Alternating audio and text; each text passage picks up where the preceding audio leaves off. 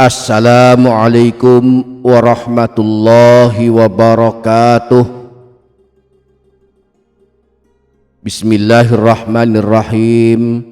Alhamdulillahi rabbil alamin. Allahumma shalli ala sayyidina Muhammad wa ala ali sayyidina Muhammad. Rabbana zidna ilma warzuqna fahma.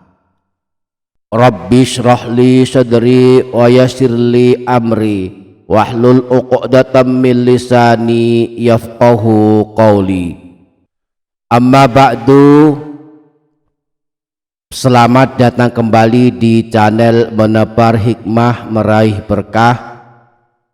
Para sahabat, saat kita telah meninggal dunia, kita pun segera dikebumikan, dikuburkan di pekuburan kaum muslimin.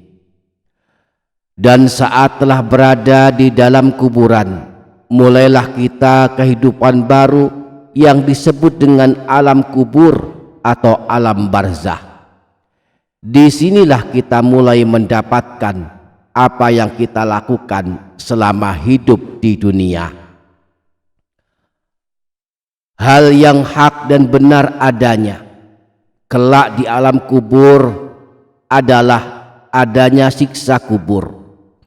Rasulullah sendiri yang menjelaskan bahwa siksa kubur itu benar adanya, sebagaimana riwayat hadis yang menyebutkan bahwa Rasulullah pernah melewati 2 buah kuburan.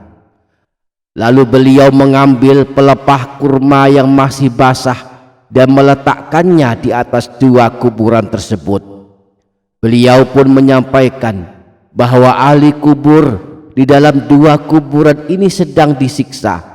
Yang satu karena waktu hidup suka mengadu domba, sedangkan yang satu lagi karena air kencingnya yang tak bersih saat melakukan istinja. Beliau pun menjelaskan bahwa pelepah kurma yang masih basah yang beliau letakkan di atas kuburan tersebut bisa menjadi sebab diringankan siksa bagi keduanya. Karena itu Rasulullah menunjukkan jalan, memberikan petunjuk bagaimana caranya agar kita kelak selamat dari siksa kubur. Di antaranya dirangkum oleh Imam Abu Lais As-Samarqandi dalam kitab Tanbihul Ghafilin. Beliau menyebutkan ada 4 amalan penerang pelapang alam kubur, dan ada 4 pula penyebab alam kubur menjadi gelap dan penuh siksaan. Beliau berkata di dalam kitab Tanbihul Ghafilin, barang siapa yang ingin selamat dari siksa kubur, maka dia wajib melazimkan mengamalkan 4 perkara dan menjauhi pula 4 perkara. Adapun 4 perkara yang wajib dia lazimkan, dijaga dan diamalkan adalah senantiasa menjaga ibadah sholat wajib 5 waktu, rajin bersedekah, merutinkan membaca Al-Quran dan memperbanyak bertasbih, karena sesungguhnya semua amalan ini dapat menerangi dan memperluas kuburnya. Adapun 4 perkara yang wajib dijauhi adalah perbuatan dusta, suka khianat, suka mengadu domba antar sesama, dan buang air kecil yang air kencingnya mengenai badan. 4 amalan yang membuat alam kubur menjadi terang benderang, lapang dan luas. Pertama, menunaikan ibadah sholat wajib 5 waktu dengan baik dan tepat waktu. Ibadah sholat wajib 5 waktu adalah ibadah yang paling utama, yang mana tidak akan diterima ibadah lainnya jika kita suka meninggalkan ibadah yang pokok ini. Bahkan keselamatan kita sejak di alam kubur hingga di alam akhirat kelak tergantung bagaimana kita menjaga dan menunaikan ibadah yang pokok ini, yakni ibadah sholat wajib 5 waktu. Maka mari kita jaga dan kita tunaikan dengan baik ibadah yang paling utama ini. Yang kedua, amalan agar kita selamat dari siksa di alam kubur, dan alam kubur kita kelak terang benderang, siksaannya dipadamkan dan juga terasa lapang, adalah memperbanyak bersedekah. Sedekahlah sesuai kemampuan. Ada uang, sedekahkan uang. Ada ilmu, sedekahkan ilmu. Ada tenaga, sedekahkan tenaga. Sedekah apapun akan bermanfaat bagi kehidupan kita. Ketahuilah bahwa sedekah bisa memadamkan panasnya alam kubur. Rasulullah pernah bersabda, "Innas shadaqata la tudfi'u ala ahliha kharral kubur wa innama yastadhillul mu'minu yaumal qiyamati fi dhilli shadaqatihi."